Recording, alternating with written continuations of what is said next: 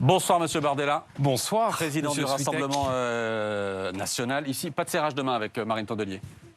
Oui, bah, vous savez, moi j'ai eu la chance d'être bien élevé, d'avoir reçu des valeurs de la part de mes parents. Donc moi je suis poli, courtois. Et je n'ai aucune difficulté à. Mais vous n'y avez pas tendu la main en passant. Non, parce que tout à l'heure entre si le Premier ministre et Madame Tondelier.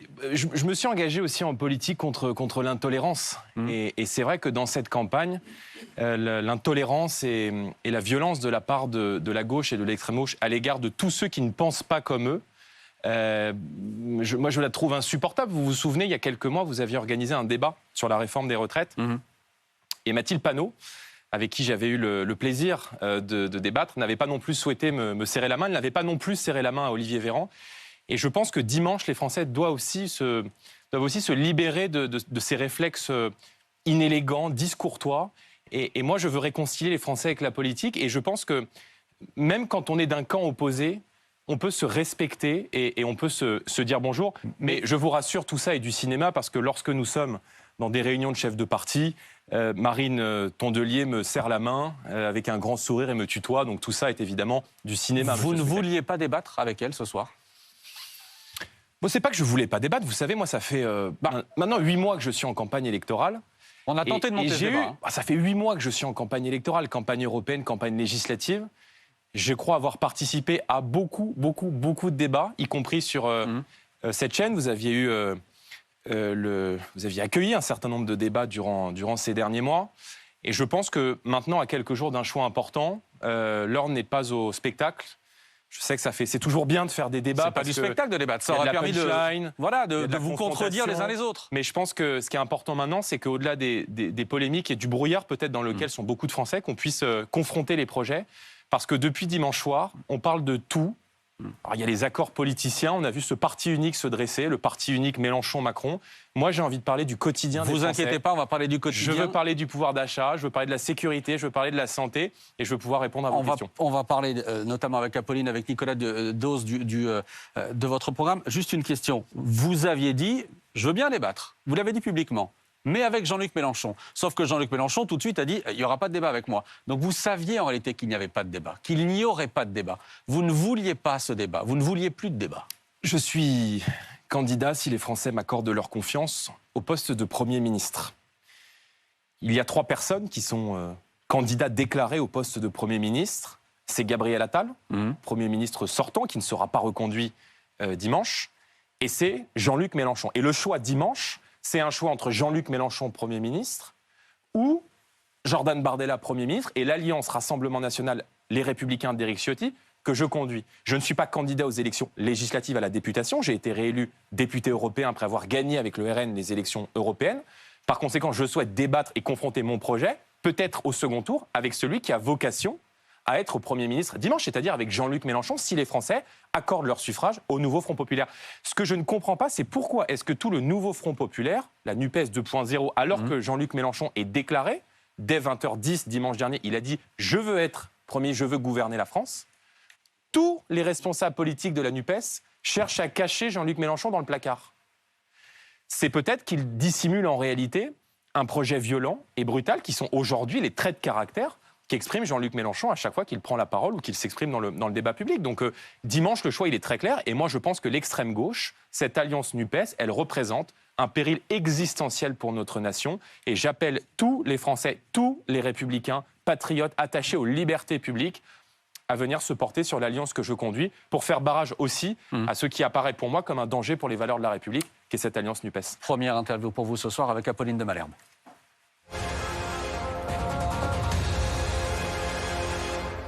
Apolline, qui s'installe, 22h43, vous n'oubliez pas le QR code pour poser des questions à Jordan Bardella, qui est notre invité pour l'heure qui vient, Jordan Bardella. Bonsoir Jordan Bardella. Bonsoir.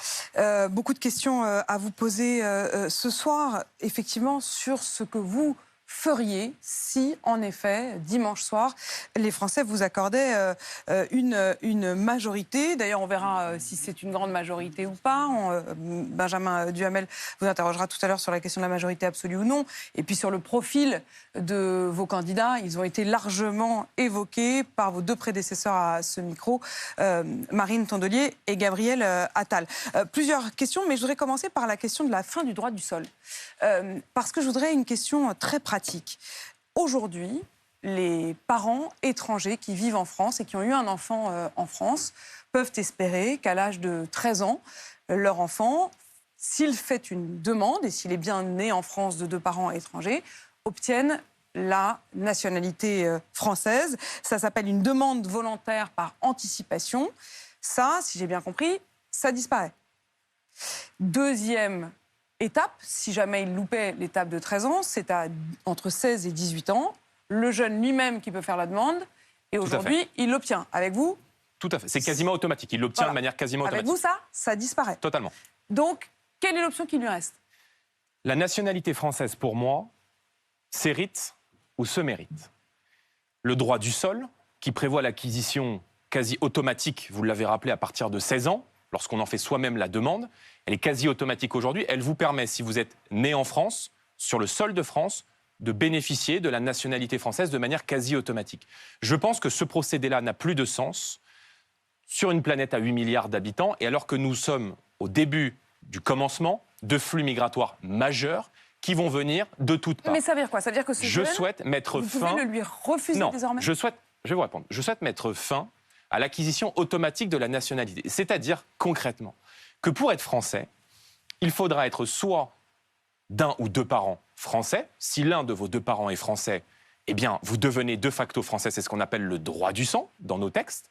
Sinon, à l'âge de 18 ans, si vous êtes né sur le sol de France, vous pourrez engager une demande de naturalisation. Mais je ne veux plus que le droit du sol, aujourd'hui sous sa forme actuelle, soit une pompe aspirante de l'immigration. Alors je vais jusqu'au bout, Jordan Bardella. On reprend l'exemple de ce jeune. Donc à 13 ans, c'est fini. À 16 ans, c'est fini. À 18 ans, il peut faire une demande de naturalisation. Et si ça lui est refusé, il devient quoi ce jeune qui a grandi en France et dont les deux parents sont en France? Vous en faites quoi? Non mais madame, la question c'est pas qu'est-ce qui devient. Si vous êtes sur le sol français, que vous répondez à l'ensemble des critères. Par exemple, un critère que je souhaite mettre en place, c'est l'absence de casier judiciaire. Évidemment, pour les faits les plus graves. Mais je ne veux pas que le fait d'être un criminel, d'avoir été confronté à plusieurs reprises à la justice, donc il devra faire ses preuves, en quelque sorte, puisse être un critère non pris en compte dans l'acquisition de la nationalité française. Donc si à 18 ans, vous répondez à un certain nombre de critères, la maîtrise de la langue, le respect du pays qui vous a accueilli, l'absence de casier judiciaire, alors vous engagerez une demande de naturalisation et vous pourrez obtenir la nationalité française. Vous savez, il y a beaucoup de Français qui sont arrivés en France, qui ne sont pas nés en France et qui ont fait des efforts exigeants pour devenir des Français de cœur et d'esprit. Ma mère, ma propre mère, elle est née en Italie. Elle a eu la chance d'être accueillie par la France. Elle est venue pour travailler en France. Elle a aimé notre pays. Elle a épousé notre langue. Elle a épousé notre culture. Elle a épousé tout ce qui fait qu'on se sent bien en France. Et pour pouvoir travailler dans la fonction publique, elle a engagé une demande de naturalisation et elle est devenue française. Et c'est le cas de beaucoup d'étrangers arrivés en France. Effectivement, autour de ces questions, c'est-à-dire la fin du droit du sol, la question des binationaux qui est revenue au devant de votre campagne, la question, comme vous le dites... Pas de mon fait, vous me l'accorderez sur les binationaux. J'ai répondu à une question très simple. Ah bah si, quand même de votre fait. Enfin, pas de votre fait à vous, mais du fait, par exemple, de Sébastien Chenu, oui, mais on qui répond, de lui-même, pendant une heure, a défendu chez Cyril Hanouna le fait qu'il fallait mettre fin à la binationalité. Les journalistes nous posent des questions. Nous sommes courtois et bien élevés, nous répondons à vos questions. Non, madame, mais juste la polémique qui est née n'a pas lieu d'être. Je ne souhaite pas et je ne remettrai pas en cause comme Premier ministre la double nationalité. En revanche, je dis qu'il y a certains postes stratégiques à la tête du pays, je pense à la direction des services de renseignement français ou à la direction d'une centrale nucléaire, où au regard des risques d'ingérence qui existent contre les intérêts français, il y a des contrôles un peu plus durs qui doivent s'exercer. Mais c'est tout, mais je ne toucherai pas à la double nationalité. J'ai parfaitement bien compris les règles que vous avez répétées. Vous les avez répétées, vous et Marine Le Pen, mais vous reconnaîtrez que Sébastien Chenu avait mis beaucoup d'énergie à défendre pendant 1 heure sur un plateau l'idée qu'il fallait mettre fin à la double nationalité. Oui, mais il est revenu... y a aussi d'autres députés mais... depuis qui ont dit qu'il faut être franco-français pour être ministre. Vous comprenez bien madame, que... il y a un député... je veux dire, on est un mouvement politique... Non, pardon, madame. Tristes et humiliés, voire même expulsés, exclus d'une partie des travaux. Je veux bien qu'on trouve dans un parti politique qui a 100 000 adhérents un élu ou un cadre qui n'a pas mot pour mot. Non. C'est le vice-président de l'Assemblée nationale et c'est un député. Voilà, vous mentionnez le député Chudot. Sébastien Chenu, il est revenu lui-même sur son propre propos pour ne pas être incompris. Et il a dit on ne touchera pas la double nationalité. Je vous le dis, j'ai vocation, si nous arrivons au pouvoir, à être Premier ministre dimanche, je ne remettrai pas en cause la double nationalité. Maintenant, pour être très simple, on ne peut pas réduire le phénomène, le fait migratoire à cette polémique sur la double nationalité.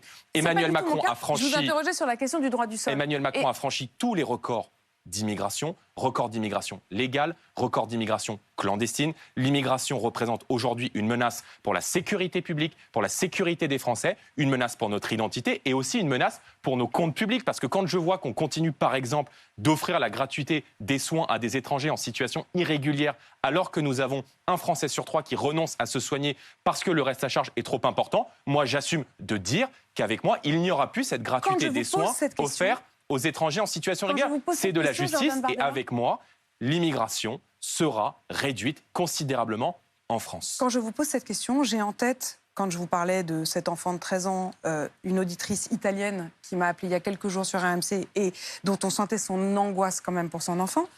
Et j'ai aussi en tête les propos de Fadela. Fadela, elle a 47 ans, elle est infirmière, elle est franco-algérienne. Et elle disait que, même si elle a bien compris qu'elle ne serait pas... exclue, mais elle disait au fond, le fait même qu'il reparle de ces binationaux, je me suis dit, mais c'est pas possible, j'ai 47 ans, mais est-ce que je dois encore prouver que je suis une bonne Française ? Madame, qui a parlé des binationaux ce soir? C'est vous qui me posez des questions sur ce sujet depuis 6 minutes. Donc Fadela, je réponds à vos questions. Elle a dit son angoisse. Oui, mais qu'est-ce que vous lui dites? Je crois aussi qu'il y a beaucoup de caricatures qui sont dressées sur le projet que je porte pour le pays. Donc je le dis, il y a beaucoup de gens qui sont binationaux, qui sont des patriotes sincères, qui aiment la France, qui travaillent et qui pourront évidemment continuer à bénéficier de cette double nationalité comme tous ceux qui aujourd'hui vivent en France. Je ne remettrai pas en cause la double nationalité. Il y a aussi en France des gens, puisque c'était votre question sur le droit du sol, qui sont issus de l'immigration, qui sont devenus français, qui aiment profondément notre pays, mais qui eux aussi ne comprennent pas aujourd'hui qu'il n'y ait plus de règles en matière d'immigration et que l'effort extrêmement puissants qu'ils ont réalisé d'oublier une partie de leur culture d'origine dans leur pays de départ, dans leur pays d'origine pour épouser la culture française, eh bien on a un peu le sentiment aujourd'hui que les générations qui arrivent en France sont dispensées de cet effort. Donc je remettrai de l'ordre dans la politique d'immigration. Je vais durcir les conditions d'acquisition de la nationalité et je veux surtout que nous cessions d'être une pompe aspirante et je romprai en cela le tabou de l'immigration de guichet social où je trouve, que la France est un peu trop généreuse, parfois avec des gens qui viennent de l'étranger sans aucune condition de maintien sur le sol français, de ressources, de travail, alors que nous avons beaucoup de nos compatriotes qui sont dans une très grande souffrance et vers qui je souhaite flécher l'argent public. Ça me semble être du bon sens. Une question sur le respect ou non de la justice et du tribunal administratif. Hier, la justice a annoncé qu'elle annulait la fermeture d'un collège privé hors contrat musulman à Nice, le collège Avicienne. Le préfet avait annoncé la fermeture et le tribunal administratif a donc cassé cette décision. L'argument qui avait été utilisé par le préfet pour la fermeture de ce collège, c'était de dire qu'il y avait une trop grande opacité des comptes et notamment de la provenance des dons pour ce collège. Le tribunal a reconnu qu'il y avait en effet une opacité, mais que ça n'était pas un argument suffisant pour faire fermer ce collège. Vous, la semaine prochaine, si vous êtes Premier ministre, les préfets dépendront aussi de votre autorité, de l'autorité de votre gouvernement. Qu'est-ce que vous leur direz aux préfets? Vous leur direz il faut respecter le droit et donc la décision du tribunal administratif, donc on laisse ce collège ouvrir, ou est-ce que vous irez contre la décision du tribunal administratif? J'entends combler le vide juridique qui existe aujourd'hui autour de la lutte contre le fondamentalisme islamiste. D'abord, je tente d'épouser depuis quelques jours la fonction de Premier ministre et si les Français m'accordent leur confiance, j'aurai à cœur de ne pas commenter des décisions de justice par respect pour nos institutions et par respect pour la séparation des pouvoirs. En revanche, je note sur le fond qu'il y a un vide juridique aujourd'hui autour de la lutte contre le fondamentalisme islamiste. Marine Le Pen avait porté lors de l'élection présidentielle un projet de loi de lutte contre les idéologies islamistes. Ce texte contenait des mesures extrêmement fermes pour permettre à l'État de fermer les mosquées radicales. Il y en a des dizaines aujourd'hui qui pullulent sur notre sol. Elles ne sont pas fermées. Pour permettre la dissolution de toutes les organisations politico-religieuses, dont certaines d'ailleurs ont refusé de signer la charte de la laïcité. C'est vrai avec les frères musulmans en France, c'est vrai avec ce qu'on appelle les Miligorus, qui est le bras armé de l'idéologie islamiste sous le contrôle de la Turquie d'Erdogan en France, dans nos quartiers, dans nos banlieues, pour permettre l'expulsion des étrangers radicalisés sur le sol de France. Les Français qui nous regardent doivent bien comprendre que la moitié des gens qui sont suivis pour leur proximité avec le fondamentalisme islamiste en France sont étrangers. Moi, je souhaite les expulser pour protéger mes compatriotes. Dans ce texte de loi qui va interdire les manifestations, les revendications, les outils militants du fondamentalisme islamiste, permettra précisément de répondre à ce type de cas. Je pense que nous avons été extrêmement faibles avec une idéologie qui nous a déclaré la guerre, qui a tué plusieurs dizaines de nos compatriotes depuis les attaques et les attentats, les atrocités qui ont été commises par Mohamed Merah en 2012. Et moi, je n'aurai pas la main qui tremble à l'égard d'une idéologie qui tue nos compatriotes. Regardez, nous sommes plus faibles à l'égard de l'islamisme que ne le sont certains pays musulmans eux-mêmes. Aux Émirats, par exemple, les frères musulmans sont considérés comme une organisation terroristes. Moi, je les interdirais sur le sol de France. Jordan Bardella, s'il faut élargir ma majorité, je le ferai. Voilà ce que vous avez déclaré. Et je voudrais savoir avec qui. Et notamment, est-ce que vous irez chercher des personnalités de la société civile? J'entends bâtir un gouvernement d'union nationale. J'ai quelques noms à vous soumettre, ça ira plus vite. On joue au ni oui ni non. À la sécurité. Non mais pardon, je ne vais pas jouer au ni oui ni non, non parce que je connais ce petit jeu. C'est que vous savez très bien que c'est important. Laissez-moi. Non, mais j'imagine que vous savez très bien que je n'allais pas vous répondre ce soir. Mais j'avais un doute parce que vous avez annoncé avant le premier tour des législatives que vous donneriez dans l'entre-deux tours un certain nombre de noms de personnalités. Non, j'ai dit que je les donnerais. Je serai respectueux. Alors, on va faire très simple. Mon gouvernement, je l'ai en tête. Mon gouvernement, il est prêt. Et il y a dans ce gouvernement des personnalités du Rassemblement national, mais il y a aussi des personnalités qui viennent des Républicains, qui viennent de la droite et des personnalités qui viennent de la société civile. Dans cette alliance que je conduis aux côtés d'Éric Ciotti, évidemment qu'Éric Ciotti aura vocation à assumer des responsabilités ministérielles au sein de ce gouvernement. Mais juste Henri de Castres, l'ancien patron d'AXA, est-ce qu'il pourrait? Non. Alors donc il y en a. On va pouvoir procéder quand même par non, sur les deux premiers noms que vous m'avez cités. Voilà, si vous voulez. Mais on va s'arrêter là parce que alors, sinon la soirée va être. Non, je connais ce petit jeu, donc on va s'arrêter là si vous le voulez bien. Je me soumettrai à toutes vos questions, mais là pour le coup, on va peut-être s'arrêter là. Juste pourquoi? Parce que les élections ne se sont pas encore terminées. Il y a un deuxième tour dimanche et avant de présenter aux Français mon gouvernement, j'ai besoin d'une majorité parlementaire. Nous pouvons avoir la majorité absolue. Nous aurons une majorité absolue. Et moi, je dis aux Français que face à ce parti unique Mélenchon-Macron, il y a une opportunité d'un changement raisonnable, d'un changement responsable. Ça fait 7 ans que vous subissez la politique d'Emmanuel Macron et dimanche, vous avez précisément l'opportunité de placer à la tête du pays des gens qui vous respectent, qui vous considèrent et qui vous aiment autant qu'ils aiment la France. Henri Proglio? Alors celui-là, on n'a pas de nom, c'est peut-être un oui. Juste une dernière question, parce que j'ai de nombreux SMS depuis que tout à l'heure j'ai lu les SMS en direct. Notamment là, j'ai un SMS d'un attaché parlementaire d'un groupe de gauche. Il dit, est-ce que Jordan Bardella garantira à tous les parents gays que leurs droits ne seront jamais remis en question? Je ne remettrai jamais en cause les droits d'un seul Français sur le territoire de la République française. Je garantirai les droits de tous les Français. Et je veux même me battre pour aller reconquérir des droits qui sont aujourd'hui abîmés. Et je pense ce soir à toutes les femmes françaises, à nos mamans qui sont toutes extrêmement inquiètes quand leurs enfants sortent dans l'espace public. J'ai 28 ans et il y a beaucoup de femmes, de jeunes femmes de mon âge, qui sont extrêmement inquiètes lorsqu'elles sortent dans l'espace public parce qu'elles ont la crainte, au regard de la tenue, au regard du maquillage, au regard du trottoir, de l'heure, de la rame de RER qu'elles empruntent lorsqu'elles sortent le soir, d'être harcelées, invectivées, parfois agressées. Le premier des droits, c'est la sécurité. Je le garantirai et je le rétablirai partout. Merci beaucoup, Apolline. Jordan Bardella, les téléspectateurs peuvent s'adresser à vous, vous poser les questions ce soir. Il y a une question, mais alors simplissime. Elle doit tenir en 4 ou 5 mots. C'est Michel qui vous la pose. On va la voir apparaître. Bonjour, Monsieur Bardella. Quelle est votre profession? Je suis député européen. Mais avant ça, J'ai commencé la politique, j'ai eu mon premier mandat à l'âge de 19 ans. Et j'ai consacré, je ne vais pas dire ma vie, parce qu'à 28 ans, ça serait présomptueux, à la défense de mes idées, à la défense de mon pays. Et je ne crois pas que la politique, ça soit un passe-temps. Et je pense que c'est un engagement à temps plein. donc vous dites que c'est la un voie que métier. j'ai choisie. Oui, je pense que c'est plus qu'un métier, c'est plus qu'une profession. C'est un don de soi, la politique. Et croyez-moi qu'au niveau où je fais de la politique, on a très peu de temps de faire autre chose à côté. Je ne vais pas me faire le porte-parole de Michel parce que je ne sais pas si elle avait ça en tête, mais je vais vous poser les questions à partir de ce qu'elle dit là.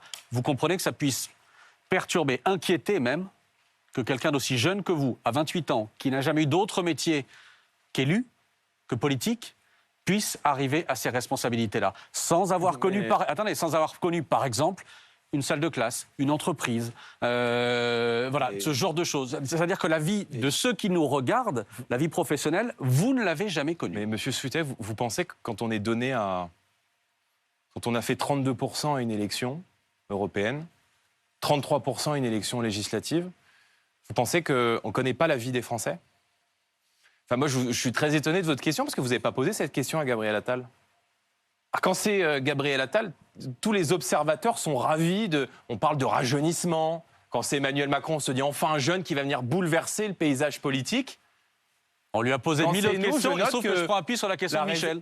Quand c'est nous, je note que la réserve est un peu plus importante. Croyez-moi, compte tenu de l'enfance que j'ai eue, de l'endroit dans lequel j'ai grandi, dans une cité modeste de Seine-Saint-Denis qui a été confrontée à l'insécurité, à la violence, au trafic de drogue, je connais la réalité de beaucoup de Français. Et je pense que si les Français sont de plus en plus nombreux à nous accorder leur confiance, que ce soit à moi ou à Marine Le Pen, nous travaillons ensemble, c'est précisément parce que nous mettons des mots sur ce qu'ils ressentent. Mais ça ne vous manque et que pas. nous mettons des mots sur ce qu'ils vivent. Ça ne vous manque pas d'expérimenter, de sentir. Mais vous savez que la politique, c'est pas du spectacle.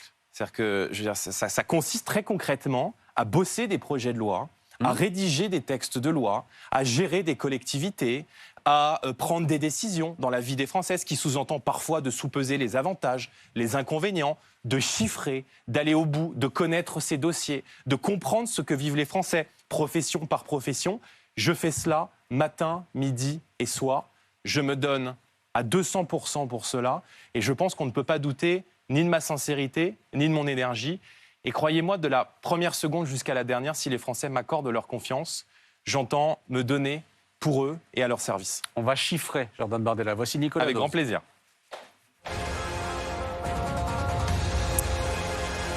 Nicolas. Bonjour Jordan. Bonsoir Monsieur Dose. Bonsoir. J'ai un chiffre erroné que j'ai donné tout à l'heure sur l'impact de la hausse du SMIC en termes de perte nette d'emploi sur un an, c'est 29 000 et pas 180 000 comme je l'ai dit. Voilà. 29 000. C'était pas le bon chiffre, donc je tiens à le préciser parce que j'ai vérifié depuis. Parlons de votre programme économique avec moi, et exclusivement de ça.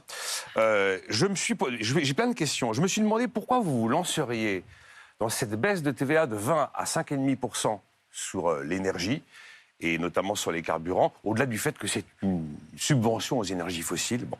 Mais pourquoi se lancer dans cette voie-là, alors que vous avez l'assurance que ça vous coûte une fortune, on est au-delà des 10 milliards d'euros, vous avez l'assurance que vous ne ciblez pas des publics particuliers, tout le monde en profitera, et vous avez une très faible assurance qu'il y aura un effet sur les prix. Parce que les baisses de TVA déjà observées, c'est pas un ascenseur la TVA. Quand vous la baissez, le gros peut aller dans la poche du producteur. Quand vous la montez, vous savez que ça va direct dans les prix et ça tape le consommateur. C'est cher et sans doute pas efficace. Pourquoi je la fais d'abord peut-être pour répondre à la première partie de votre interrogation. Parce qu'il y a des millions de Français aujourd'hui qui n'arrivent plus à se déplacer, qui n'arrivent plus à se chauffer l'hiver, et qui ont fait beaucoup d'efforts pour réduire leur consommation d'électricité et qui, en parallèle de ça, ont vu les factures continuer d'augmenter. L'électricité, c'est 45% de hausse depuis 2 ans. Donc j'assume ce choix. Vous savez, pour rendre du pouvoir d'achat aux Français, il y a 2 solutions.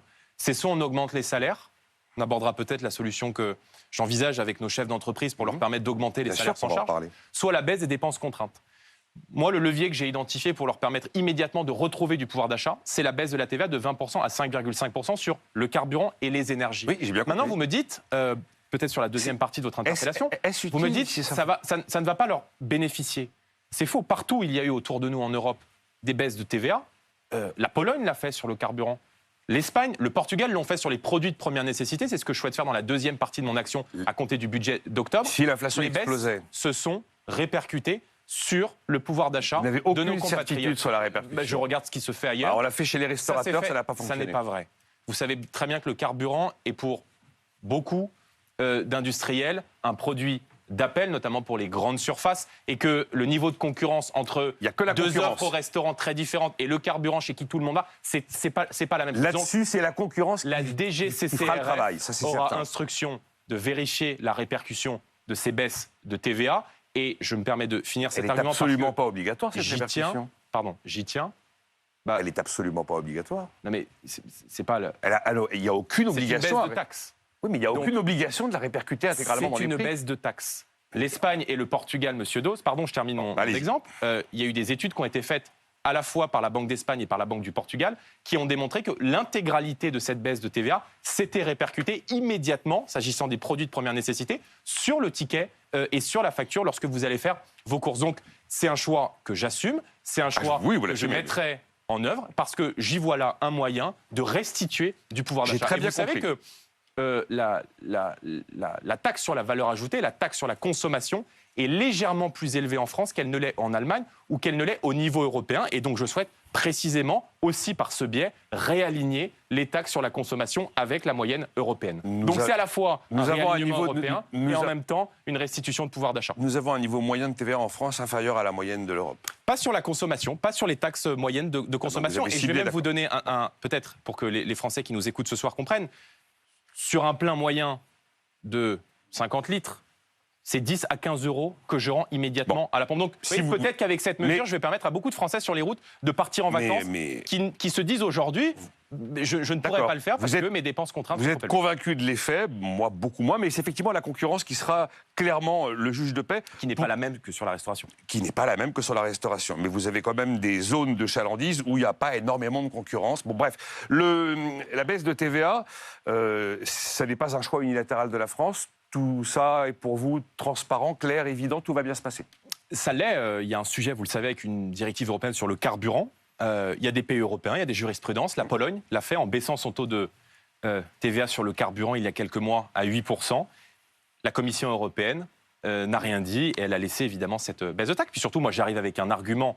La différence entre le gouvernement et le mien, c'est que moi, je souhaite défendre les intérêts de la France sur la scène européenne. Et donc, quand on arrive devant la Commission européenne pour indiquer que la France va baisser son taux de TVA s'agissant du carburant à 5,5% avec le vote, un vote démocratique qui est celui du Parlement, c'est un argument que je crois être un argument de poids. Eh bien, j'attends de voir la négociation. Alors, deuxième élément très important, c'est cette mesure qui peut paraître complexe. Vous proposez une exonération de cotisation sociale pendant 5 ans aux entreprises qui accordent des hausses générales de salaire jusqu'à 10% dans la limite De 3 fois le SMIC. 3 fois le SMIC. C'est bien ça? Oui, parfaitement. Bon. Je me suis dit en voyant cette mesure, qu'est-ce qui fait qu'une entreprise va augmenter les salaires? Encore une fois, je vais revenir à ce que j'ai dit tout à l'heure à Gabriel Attal et à Madame Tondelier. C'est une entreprise qui a de l'activité et qui a des gains de productivité pour pouvoir tirer les salaires à la hausse. Encore une fois, le salaire ne se met pas dans une loi de finances. Les revenus ne se mettent pas dans une loi de finances. C'est effectivement avec les prélèvements obligatoires éventuellement qu'on peut jouer sur le pouvoir d'achat. Et là, c'est un choix politique, je vous l'accorde. Parfaitement. Une entreprise ne va pas se mettre à augmenter les salaires parce qu'il y a des exonérations de cotisations à prendre. Est-ce que vous ne craignez pas? Je ne peux pas affirmer à 100% ce que je dis, mais j'ai l'intuition que vous risquez de créer un fabuleux effet d'aubaine en subventionnant des hausses de salaire qui auraient existé sans la mesure que vous proposez, et qui sera une mesure qui peut coûter beaucoup d'argent. Mais parce qu'elles n'existent pas, ces hausses de salaire, pour une raison très simple, c'est que les chefs d'entreprise Oui. disent quoi? On ne peut pas augmenter les salaires parce que les charges sont trop importantes. Ce fameux exemple du SMIC, où pour augmenter quelqu'un, C'est très particulier, le 100 euros, SMIC. c'est très 400 particulier. euros. Bon, vous Non, mais connaissez c'est très, l'exemple. très particulier, parce que le SMIC D'accord. est complètement déchargé, Il justement. y a deux hypothèses. Soit on vend quelque chose d'invendable, comme le fait la NUPES, c'est-à-dire on va augmenter le SMIC à 1600 ou 1800 euros, 1600 net. sans dire d'ailleurs, Pour un temps plein à 35 sans dire heures. d'ailleurs que la hausse de charges que ça va représenter pour beaucoup d'entreprises va non seulement tuer ces entreprises, mais va donc de facto créer une augmentation du chômage qui va venir peser évidemment sur la société française et sur les dépenses sociales. On l'a fait tout à l'heure, Jordan Bardella. Les auditeurs l'ont Pardon, entendu. mais j'étais pas tout à l'heure. Bon, les auditeurs ont entendu. Les auditeurs ont entendu tout ça et j'ai même corrigé l'impact sur les pertes nettes d'emploi annuelles. La deuxième solution, Monsieur Dose, c'est de permettre à nos chefs d'entreprise, je passe un deal gagnant-gagnant avec eux. Non, mais je leur dis, vous augmentez de 10% les salaires de vos salariés. De tout le monde. Vous en avez rappelé les conditions. Ouais. Ces 10% de hausse sont exonérés de cotisations. Pendant 5 ans.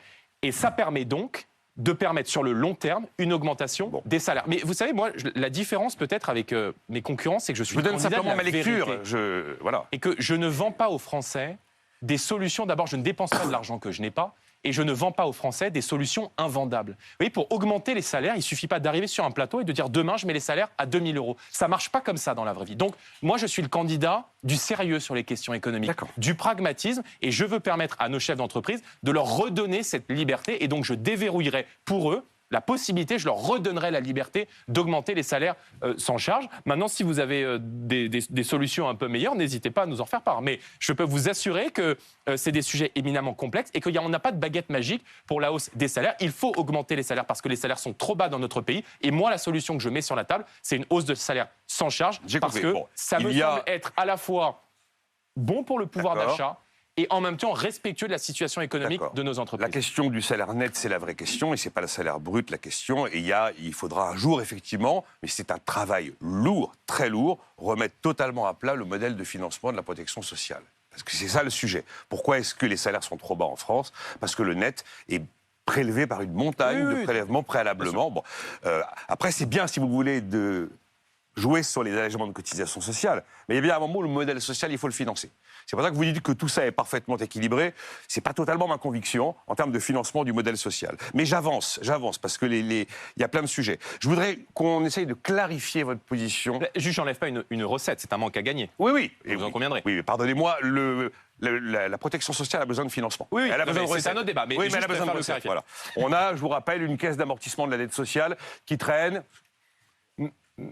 Merci de me rappeler que je vais hériter. Et d'ailleurs, les comptes de la sécurité sociale qui n'ont pas été certifiés. Merci de me rappeler que je vais hériter d'un pays en quasi-faillite budgétaire et que le cadeau, entre guillemets, empoisonné que laisse Emmanuel Macron à ses successeurs va être très lourd. Mais on voit là, effectivement, on nous a beaucoup reproché notre compétence sur les sujets économiques. Et c'est vrai que les Mozart de la finance ont un bien triste bilan. La réforme des retraites, je voudrais clarifier vraiment ce que vous voulez faire. Alors, on ne va pas refaire votre proposition sur les carrières longues, les jeunes ayant commencé avant 20 ans, après 42 années. Pourtant, c'est ma priorité. Oui, c'est votre priorité. Mais votre priorité, c'est l'abrogation de la réforme des retraites à l'automne. De facto, bien sûr. Alors, j'aimerais que vous me disiez si à l'automne, après abrogation de la réforme des retraites, l'âge légal, je ne parle pas de l'âge à taux plein, l'âge légal de départ à la retraite en France sera 62 ans. 62 ans. D'accord. Et 42 annuités de cotisation. Voilà. Donc, on avance l'âge de départ et on réduit le nombre d'annuités pour une raison très simple, c'est que... Non, mais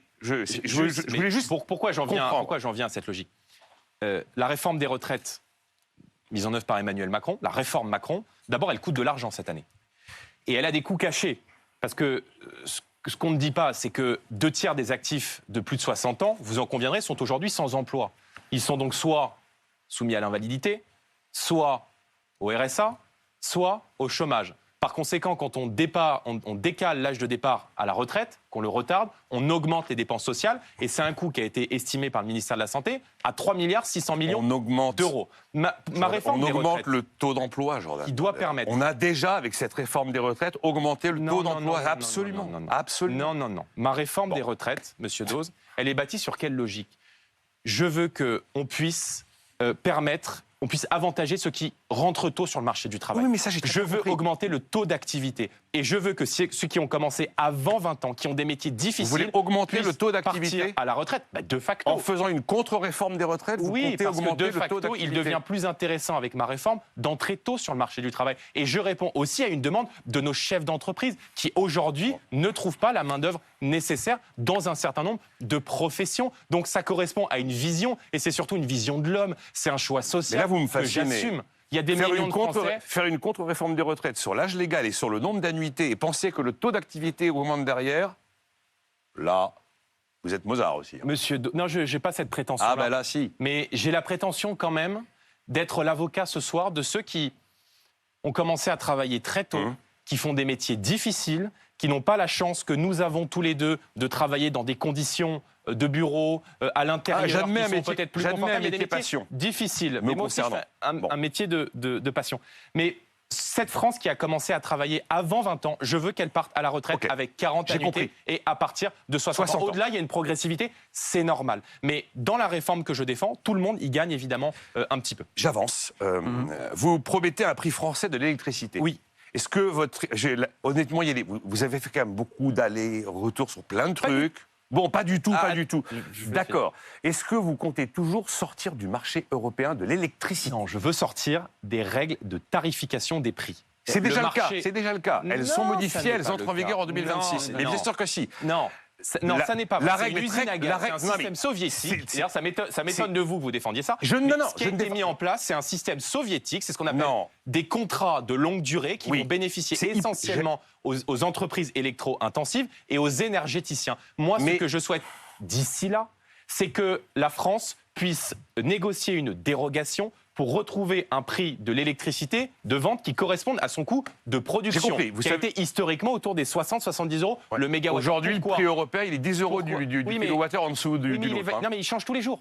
Et il change Non, toutes non, les mais- heures. Ce sont les règles Bon, du marché. en tout cas- elles changent toutes les heures. En tout cas, vous comptez effectivement ne pas quitter le marché européen, mais quitter le mode de fixation du prix. Mais oui, parce que le marché, il existe de facto. Je suis pas sûr que le truc Non, matche. Monsieur hein. Dose, pardon. Ben oui, mais Pardon. je pense que ça matchera difficilement. Le marché, il existe. Il y a Ouais. une offre, il y a une demande. La France est le premier exportateur au niveau européen d'électricité. Le marché, il existe par les interconnexions Oui. physiques. Et nous sommes au cœur de cette interconnexion. Exactement. Donc, moi, je La souhaite grande que la différence avec la péninsule ibérique, par exemple. Je souhaite que la France puisse continuer à exporter l'électricité. Mais je n'admets pas que la France soit privée de l'avantage comparatif que lui a toujours accordé le nucléaire. Donc je veux que nos entreprises, je veux refaire de la France un paradis énergétique. Et si on veut réindustrialiser, si on veut relancer la croissance, et l'ambition que je porte en matière économique, c'est de déverrouiller toutes les contraintes qui pèsent sur la croissance, je veux une énergie pas chère Bon pour les courage. entreprises, pour les Français. Bon courage pour la renégociation à Bruxelles de ce que vous me décrivez. Très franchement, j'entends ce que vous dites. On ne va pas répéter ce que vous venez de dire. Je pense que ça va être hyper compliqué. J'ai fini? Oui. Non. Bah oui. Oh.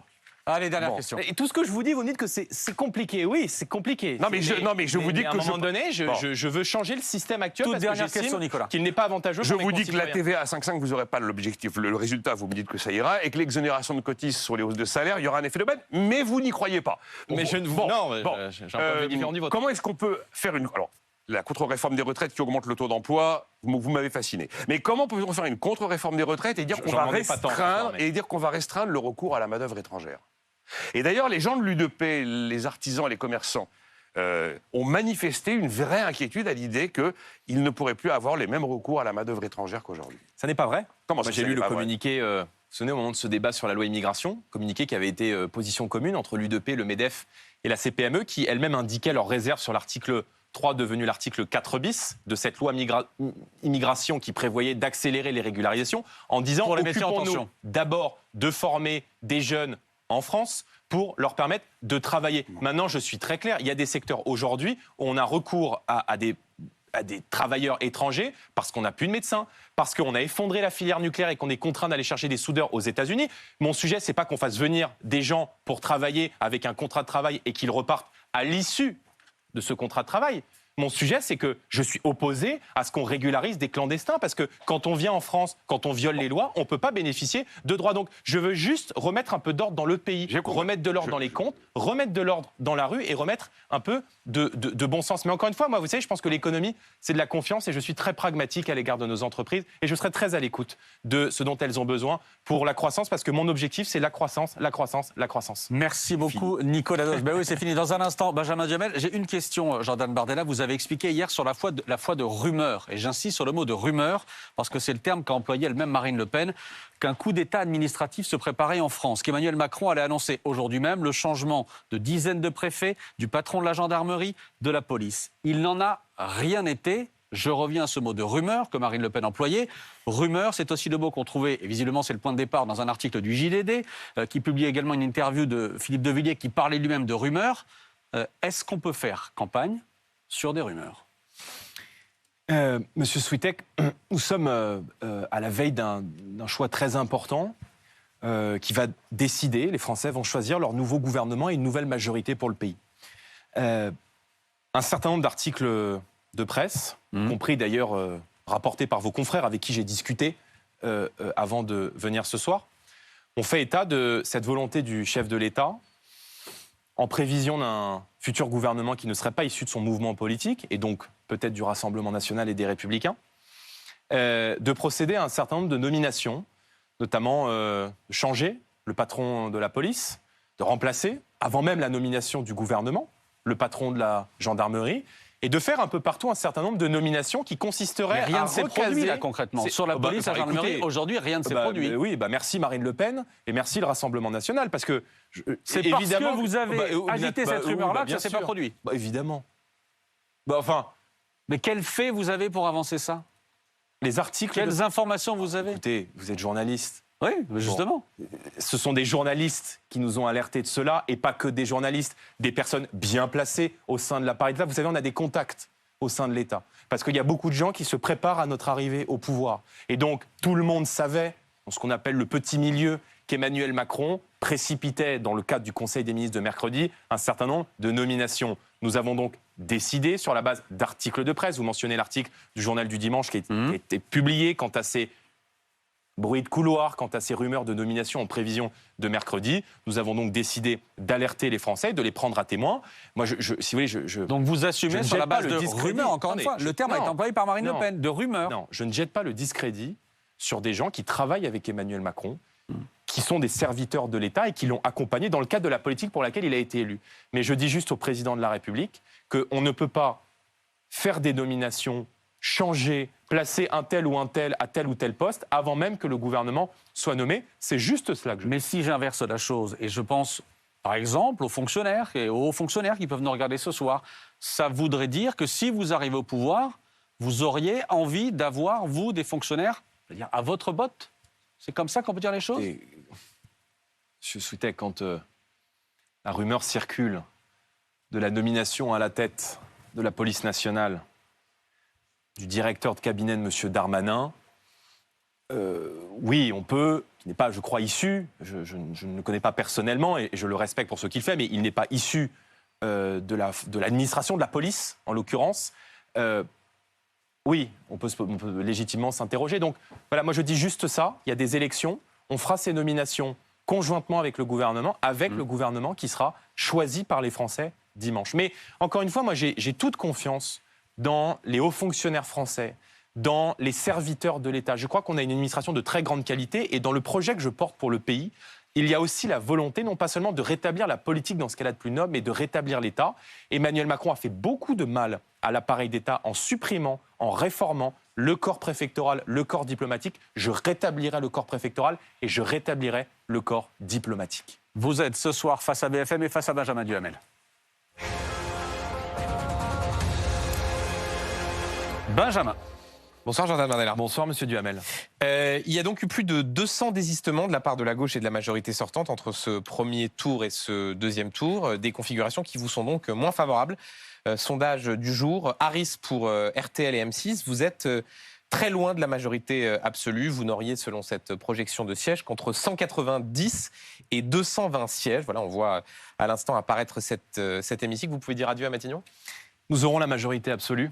Je prends à témoin le sondage qui s'affiche. Vous vous souvenez des projections en termes de sièges du dernier sondage des élections législatives de 2022 ?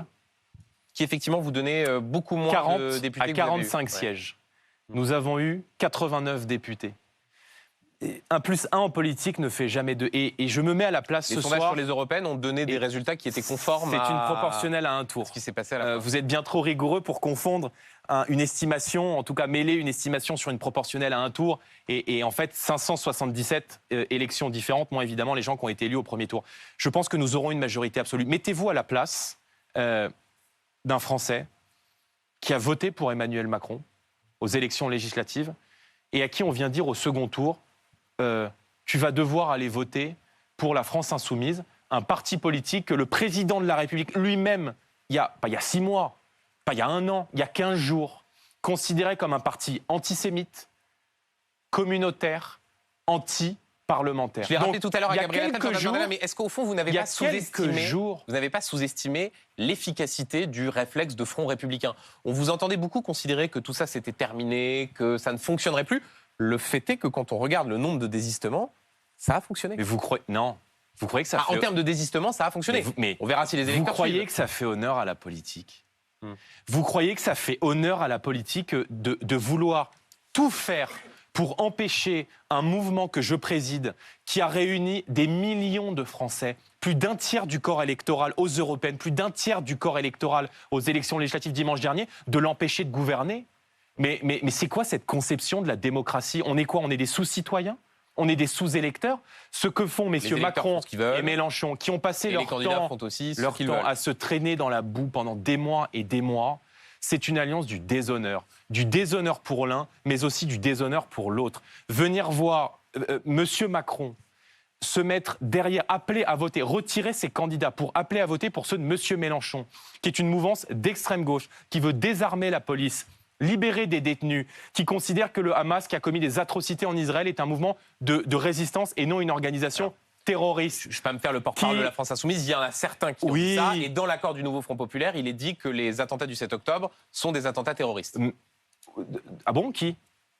C'est-à-dire qui? Qui considère que c'est effectivement Dans une le organisation programme du terroriste? nouveau Front Populaire. Madame C'est écrit. Obono, Madame Hassan, Monsieur Mélenchon est arrivé à la On va pas refaire le télévision débat, mais en tout cas, à côté de ça a Madame été écrit. Hassan, qui est une militante Ouais. pro-Hamas, avec un kéfier à la télévision. Alors, on vous a entendu là-dessus. Excusez-moi, mais qu'est-ce que c'est que ce truc qui n'a ni queue ni Alors. tête? Et je pense qu'il y a beaucoup d'électeurs, à la fois de Monsieur Mélenchon et de Monsieur Macron, qui n'iront pas voter ni pour l'un ni pour l'autre. Alors, C'est quoi cette Jordan Bardella. alliance sans On vous aucun entend sur ce sens point-là. commun?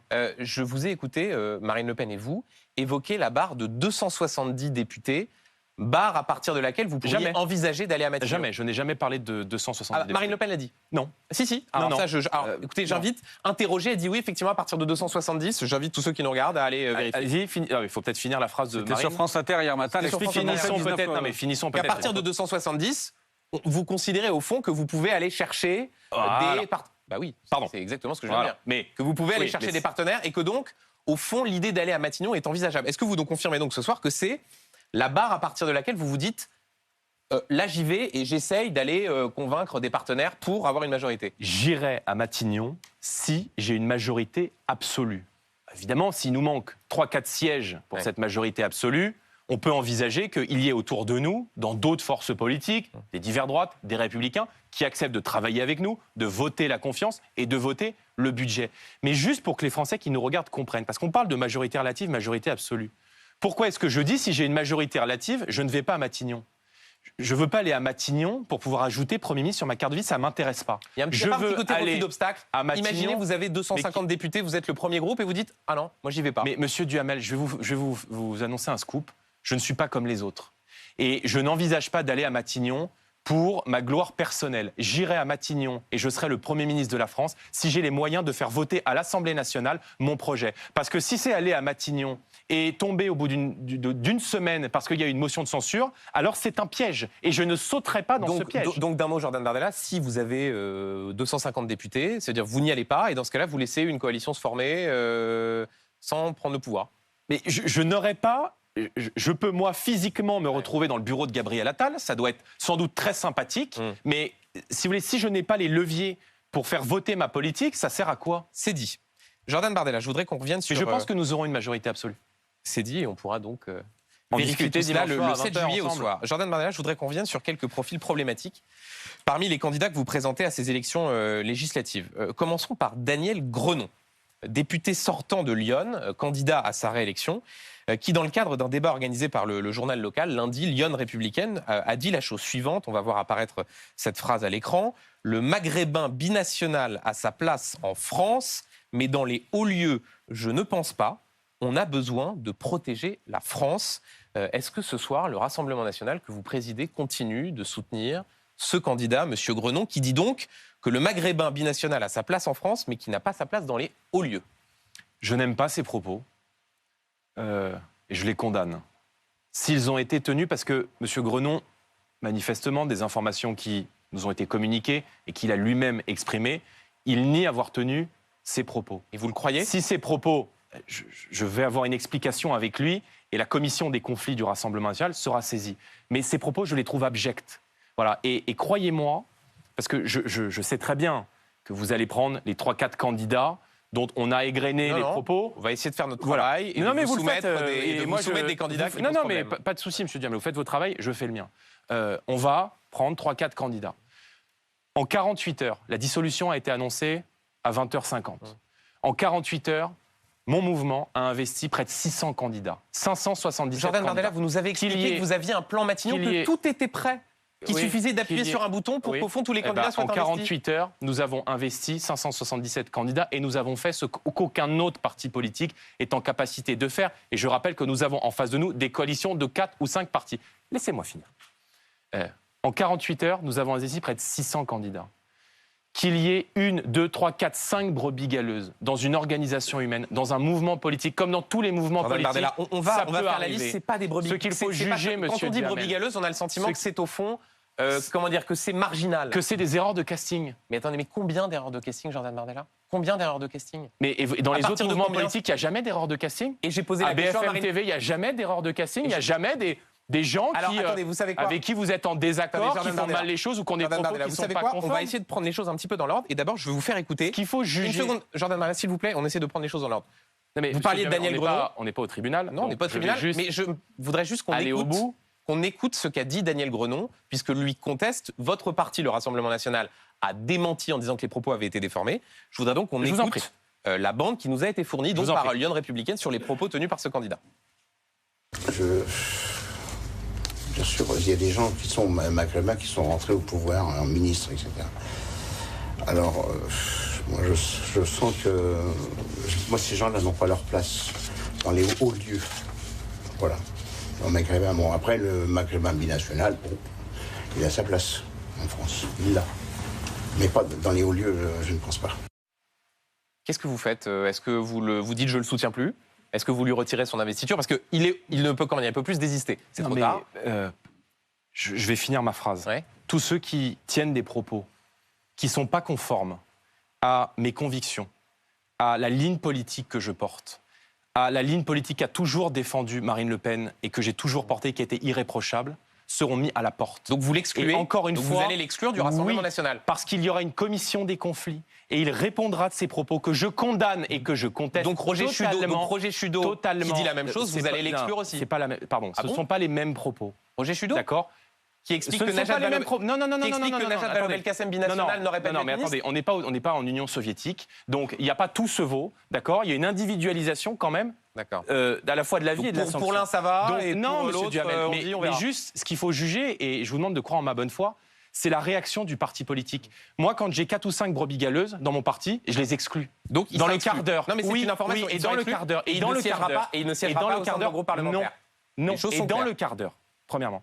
La différence avec les autres mouvements politiques, c'est qu'ailleurs, ils sont investis. Vous voyez, parce que quand on a chez M. Macron des députés qui tabassent d'autres députés à coups de casque, comme ça a été le cas de ce député qui avait été épinglé à l'Assemblée nationale, lui, il n'y a pas de De problème. MJ Delgarab, Quand il on avait a- été quand- exclu du groupe Eh ben, majoritaire. très bien. Et ce qu'il faut juger, ça ne veut pas dire que tous les gens qui sont au mouvement En Marche, tous les électeurs qui ont voté pour M. Macron se comportent comme cet Donc juste pour individu que les s'est choses soient comporté. précises, Jordan Et Bardella. à gauche, Daniel monsieur, Grenon, attendez, et Daniel à Grenon gauche, dans les Lyon investissements. exclu Ah, du mais parti. avec des propos comme ça, il ne siégera pas dans le groupe. Et il ne siégera qui pas sera du le groupe de mien. Rassemblement national. Il ne C'est une siégera pas dans information. le groupe qui sera le mien. C'est clair. Et encore une fois, je veux dire, ça fait suffisamment d'années que vous m'interrogez pour peut-être avoir l'honnêteté de dire que ces propos ne sont pas les miens, que je ne partage pas ce type d'attitude et que je ne cautionne pas ce type de comportement. Jordan Donc, Bardella. quand sur 600 candidats, vous en avez 3 ou 4 qui ont des propos que je condamne et qui ne sont pas des propos Mais que c'est je pas 3 ou tiens, 4, Jordan eh bien, Bardella. si Je vais en c'est 3 ou ajouter un, 4, Jordan eh Bardella. bien, je les sanctionne et je les mets à la porte de mon parti politique. Jordan Bardella. Mais, Je vais pardon. attendez, je vais en ajouter un. Oui, mais je vais en ajouter je veux un. bien qu'on fasse le. Il s'appelle procès, mais- Laurent Gnedig. Et c'était ce soir, c'était sur BFM Alsace, qui est une chaîne qui appartient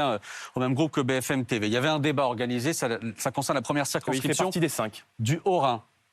On va écouter ce qu'il dit. Il était notamment interrogé dans ce débat sur les propos qu'avait tenus Jean-Marie Le Pen à l'époque sur les chambres à gaz, détail de l'histoire. Et voici ce que dit M. Gnedig. Jean-Marie Le Pen a 96 ans. J'espère qu'il qu'il peut apprécier ce qui se passe en ce moment-là. Ah, le détail de l'histoire, ça vous a inspiré? Non, pas du tout. Ça vous inspire? Une grave erreur de communication et surtout de compréhension du camp adverse. C'est pas du tout une erreur de communication. C'était pas du tout une remarque. Répétés, monsieur. Non, je pense pas que c'était une remarque inspire. antisémite, madame. Ah bon, oui, Je pense c'est pas vrai. du tout. La justice a tranché sur ce point-là. Et donc vous dites que ça n'est pas antisémite ce qu'il a dit là? Moi, j'ai encore des doutes actuellement. Hein. Pardon? Voilà. Oui, bon, si vous voulez, je vous pardonne, il n'y a pas de souci. Ben donc- Moi, j'ai encore des doutes. Cette remarque, le détail de l'histoire, n'était pas une remarque antisémite. Je fais partie des 5. Donc, Ça fait beaucoup dehors. quand même. même que M. Grenon, Mais- dehors. Je veux dire, il y a 4-5 profils. On peut les passer tous en revue. Je veux dire, ça me fait pas plaisir de voir ces images. Parce que je trouve que ces propos, ces attitudes n'ont pas leur place au sein du Rassemblement national et qu'ils font perdre beaucoup de temps à la cause que nous conduisons. Donc, encore une fois, c'est pas ma ligne. Non, mais le C'est problème, pas mes Jordan Bardella. propos. Ce sont des propos que je condamne. Ouais. Et je le dis ce soir très solennellement, les gens qui ont ce type de propos n'ont pas leur place dans mon mouvement. Mais vous voyez la différence, juste, attendez. ouais. C'est que quand vous avez posé la question tout à l'heure à Madame Toussaint sur Madame Tondelier. le Tondelier. Madame Tondelier, pardon, ouais. à Madame Tondelier, sur les propos de son candidat qui est Ouais. fiché S, non seulement elle ne les condamne pas, mais elle n'y voit aucun problème à ce que ce type-là, qui est fiché S, qui est candidat, qui va peut-être être élu dimanche avec les couleurs du nouveau Front Populaire, c'est ça le nouveau Front Populaire aussi, il n'y a pas de problème, elle ne les condamne pas. Moi, quand j'ai un problème dans mon mouvement, je le dis, je condamne Jordan et je mets Bardella. les gens à la porte. C'est ça la différence entre nos et deux vous noterez mouvements. qu'on lui a posé la question. Simplement pour rester sur l'expression que vous utilisez, brebis galeuse, en disant 4 ou 5. Là, si on récapitule depuis le début de cette émission, Daniel Grenon dans Lyon, le monsieur Laurent Gnedig dans le Haut-Rhin. Haut-Rhin. Je rajoute, dans le Calvados, Jocelyne Liban, une candidate qui est encore soutenue par votre parti dans la 2e circonscription, qui a publié ce genre de choses sur Facebook, c'était en 2020. Une photo que l'on va voir apparaître à l'antenne où elle ironise sur un tour de cou anti-décapitation 100% pur porc. Voilà, peut-être qu'il va apparaître dans un instant. Voilà. On en voit un autre, ce visuel où l'on voit je suis français et moi un chat avec une personne qui est de couleur noire. Là, de la même manière, Jocelyne Liban, ça reste, ça sort. Mais je connais les cas que vous mentionniez. Mais Ça fait Mais alors, 2 comment jours fait-il- que ça mais tourne. Jordan Bardella, pourquoi avec un attendez-vous qu'on focus énorme. Mais pourquoi attendez-vous qu'on vous pose la question, Mais alors j'ai déjà réagi. à ça? Je veux dire, les gens sont pas du convoqués tout. devant la commission des conflits, Monsieur Duhamel. Mais alors pourquoi Donc, vous ne communiquez encore une pas en fois- disant on ne les soutient plus, ils ne siégeront pas avec nous et ils seront exclus Mais du parti? nous l'avons dit, je l'ai dit et je le redis. La seule différence, c'est que vous faites un focus sur 4 ou 5 cas qui sont avec des propos inadmissibles, encore une fois, que je condamne, que je conteste, et à qui je viens dire, vous n'avez pas votre place dans mon parti politique, alors que de l'autre, nous avons présenté près de 600 candidats. 37 ont été élus dès le premier tour, et je trouve ça un Ça peu dit pas une forme réducteur. d'amateurisme, Je Jordan trouve Bardella, dans ça le choix des un peu candidats. réducteur. Mais si vous voulez qu'on fasse le procès C'est pas de procès, de nos c'est une maisons question. respectives, on peut faire le procès de nos maisons Qu'est-ce que vous respectives. voulez dire? Lorsque j'entends hier matin sur BFM TV l'une de vos chroniqueuses en parlant de ce clip de rap abject, où il y a des propos antisémites, où il y a des menaces de mort qui me visent directement, où on parle Et vous de avez Marion entendu tout à Maréchal l'heure Le Apolline Pen de Malherbe et de interroger Marine Le sur ce Pen sujet avec Marine des Tondelier. termes dégueulasses et insultants. Votre chroniqueuse parlait de punchline un peu cru. Quand ça nous vise, il n'y a aucun problème. Donc, si vous voulez qu'on fasse le procès de nos boutiques respectives, Objectivement, je ne on vois pas bien le peut rapport avec s'amuser à le faire, avec ce qu'on vient d'évoquer. bah, Voilà. si, c'est que vous pouvez pas prendre un truc comme ça et dire toute la maison, c'est ça, en fait. Donc, encore une fois, Sauf que c'est pas. moi, un je truc. suis à la tête d'une organisation humaine qui a 100 000 adhérents, qui a réuni Il faut faire le ménage. près de 10 millions d'électeurs. Et quand il y a 3 ou 4 profils, 5 en l'occurrence, parmi ceux que vous avez cités, qui Il y en a sont plus que contraires ça. à ce que je Il y en a bien- défends, il y en a bien plus je que ça. les mets dehors. Et Marine Le Pen a toujours tenu cette ligne comme présidente du parti. Je tiendrai toujours cette ligne comme président du parti. Et j'aimerais que les autres mouvements politiques fassent un peu la même chose. Quand la France Insoumise investit M. Quatennens, Ouais. qui a été condamné pour violence conjugale, je ne crois pas que ça déclenche une polémique pendant 4 jours sur les plateaux de Jordan télé. Bardella. Quand, vous rigolez ici, ou quoi quand la nouvelle sur Adrien Quatennens. Enfin, à la fin, quand il le n'a même nouveau pas pu Front être candidat. populaire investit des fichiers S, des gens qui ont des propos ouvertement antisémites, Et eux, on ils les ne sont pas mis interroge à la là-dessus. porte. Oui, mais la différence, Monsieur Duhamel, vous avez raison de les interroger. Et vous avez parfaitement raison de me questionner là-dessus. C'est que moi, je les mets dehors. Eux, ils les investissent. Et c'est ça aussi qu'il faut regarder. Donc, je vous prie de croire en ma bonne foi. Je ne suis pas inspecteur de police. Et quand il faut investir près de 600 candidats en 48 heures, parce que c'est le délai qui nous est donné pour réunir notre parti politique, désigner des candidats, il peut y avoir 4 ou 5 profils qui ont des propos dégueulasses, qui ne sont pas mes convictions, qui ne sont pas les miens, que je conteste, que je condamne et que je réprouve. 2 questions, Jordan Bardella. La première, il y a encore un instant, vous disiez comme président de parti. Si vous arrivez à Matignon, parce que vous avez donc la majorité absolue, est-ce que vous resterez président du Rassemblement national? Oui, je resterai président du Rassemblement national parce que je serai dans l'action que j'entends mener. J'entends être le Premier ministre de tous les Français. Mais un chef de la majorité, c'est aussi quelqu'un qui doit continuer à faire de la politique, à faire vivre ses idées, à faire des déplacements de terrain, à faire des meetings, à participer aux campagnes électorales. C'est aussi, je crois, ce que Gabriel Attal a fait. Et vous savez, il y a aussi au sein du gouvernement des gens qui sont présidents de parti. Monsieur Séjourné, par exemple, c'est le président du parti, coordinateur général du parti Renaissance. Il est en responsabilité au gouvernement, donc je resterai président du Rassemblement national parce que j'entends non pas seulement conduire la politique du gouvernement, mais aussi, évidemment, permettre à mon mouvement politique de gagner la prochaine élection présidentielle. Et une dernière question, Jordan Bardella.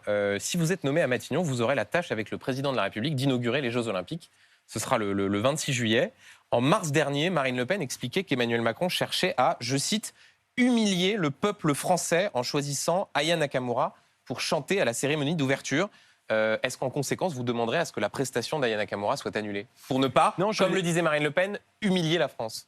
Ouais, on m'a demandé mon avis, je l'assume et je continue de l'assumer. Je pense que quand on a été condamné pour violence conjugale, c'est difficile de représenter la France à une cérémonie d'ouverture. Et les condamnations dans votre parti, là, pour le coup, ça pose pas de problème pour être candidat. Quand une femme, Annie-Claire Bell, est condamnée à de la prison ferme pour une prise d'otage en 95, pour être député, pas de problème. Voyez, je les vire, monsieur Duhamel. Ah bah non, là, vous la virez pas. Je les fais pas chanter à mon meeting. Vous la virez, là, celle qui est condamnée pour prise d'otage en 95? J'ai parlé des 5 cas, je suis commission des conflits, et ils seront sanctionnés. Mais juste, il y a des statuts, il y a une procédure. Donc, ils sont suspendus et ils seront convoqués dans la commission des conflits. Mais je ne les fais pas chanter à mes meetings. Vous voyez, c'est ça la différence. Maintenant, je l'ai dit sur les Jeux Olympiques, et merci de me permettre de le clarifier, je n'entends pas remettre en cause le fonctionnement, l'organisation des Jeux Olympiques, parce que je souhaite que la transition avec le gouvernement sortant se passe bien. Et comprenez qu'à quelques jours de la cérémonie d'ouverture des Jeux Olympiques, je pense que l'essentiel, c'est que ce soit une réussite pour le pays. Vous écouterez chanter Aya Nakamura, même si vous considériez, ou Marine Le Pen considérait que c'était une humiliation pour les Français. Oui, je l'écouterai. Vous savez, beaucoup de Français qui l'écoutent. On aurait pu inviter David Guetta aussi. J'ai vu qu'il était un peu triste de ne pas avoir été invité. On aurait pu l'inviter. Oui. Merci. Merci à vous. Merci Benjamin Duhamel. Encore une question, Jordan Bardella, parce que ce sont 2 incidents graves qu'on a appris ces dernières heures. L'un concerne une de vos candidates, Marie Dochy, candidate RN, qui a été agressée aujourd'hui, 8 jours d'ITT. Elle suspend sa campagne, ça a été annoncé. Et ce soir, on l'a appris pendant cette émission, Prisca Thévenot, la porte-parole du gouvernement, qui est également candidate, a aussi visiblement été agressée avec sa suppléante et un militant. Il y a 2 personnes à l'hôpital. En l'occurrence, ça s'est passé à Meudon. 2 personnes à l'hôpital, agressées par un groupe de personnes. Il y a 4 interpellations ce soir. Comment vous réagissez quand vous voyez le niveau de tension et la violence qui surgit dans cette campagne électorale? Je pense que la violence, c'est le cancer de la démocratie. C'est le cancer de notre société. D'abord, je voudrais exprimer je n'avais pas connaissance de cette information et je voudrais évidemment exprimer mon soutien entier à Madame Thévenot et aux militants qui l'accompagnent et appeler tout le monde au calme et à l'apaisement. On a vu depuis maintenant plusieurs semaines se multiplier des violences dans les rues, en lien avec la campagne électorale, pour partis issus de l'extrême gauche, pour partis issus de l'ultra-droite. Et je crois que l'État ne doit pas avoir la main qui tremble à l'égard de tous ceux qui perturbent le bon fonctionnement de la démocratie. J'entends être le Premier ministre qui rétablira l'autorité de l'État, qui rétablira l'ordre dans le pays, qui durcira considérablement les sanctions. Parce que je crois aujourd'hui que les sanctions et que la justice française n'est pas suffisamment dissuasive à l'égard de tous ceux qui veulent se livrer à des atteintes à l'intégrité physique. J'apporte ce soir mon soutien évidemment à Prisca Thévenot et à Marie Dochy, notre candidate qui a été agressée. Et je pense que tous les responsables politiques là doivent appeler maintenant au calme, à l'apaisement et à la retenue, parce que je pense qu'il en va aussi de l'image que renvoie la démocratie française à l'Europe et au monde. Merci beaucoup, merci à vous, Bardella. Je remercie également mes camarades Benjamin, Apolline, Nicolas Dose également. Merci à tous les 3. Apolline, demain matin, dès 8h35 sur BFM TV et sur RMC. Marine Le Pen qui sera votre invitée demain. Je remercie également le public qui était juste derrière vous et qui nous accompagnait pendant cette longue soirée. Merci à vous qui nous avez regardé également. Merci pour votre fidélité. On vote dimanche. On vous retrouvera dimanche soir avec Apolline et Benjamin à partir de 18h pour une soirée qui s'annonce, on le disait, historique quoi qu'il arrive.